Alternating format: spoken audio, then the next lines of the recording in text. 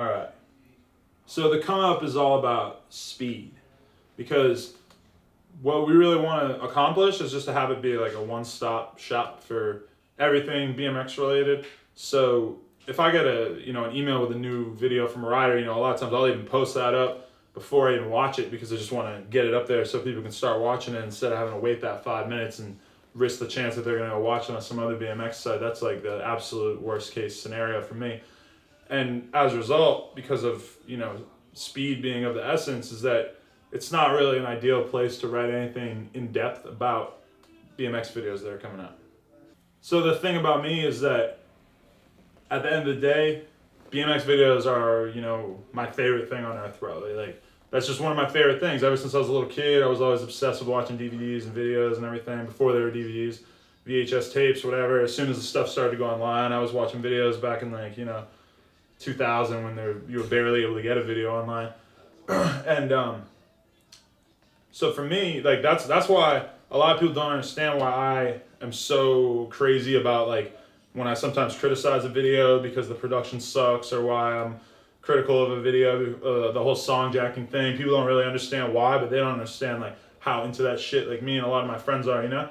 So that to me is why I take it so seriously, and as a result, I got a lot of opinions about videos, and a lot of times, even now, even though it's my job to watch videos, I'll still have videos that become my favorite. I'll end up going and watching them 3, 4, 5 more times because I'm just really into well done videos, BMX videos. That's what I'm all about. Anyway, a part of that is a lot of times I'll post something up, and then a couple days or a couple weeks go by, and I'll end up watching something a couple more times, or I'll hear people talking about it, and I'll go back and revisit it, and I'll end up with something more in depth to say about it. And it sucks because currently I don't really have an avenue where I can just sort of go back and sort of review videos after the fact, because it kind of, with the front page kind of moving so fast, it doesn't really make sense for me to go back and write this long, in-depth thing about a bunch of web videos, or a profile or a rider whose videos I'm really into, or whatever. It's sort of, there hasn't been an apparatus for me to do so up until this point, and that's what this new blog that I'm doing is all about.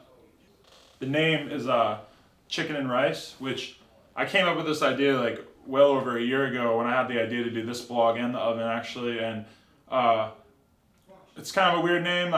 I sort of just came up with it on the spot because, anyone who knows me knows that I used to be super fucking fat. I was 70 pounds more than I am now.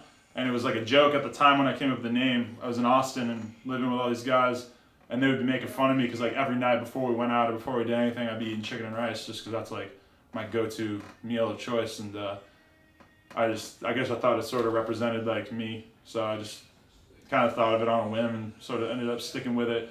It just sort of represents my opinions on stuff. I can kind of go back and write sort of more long form stuff, because I don't really see anybody doing that, to be honest.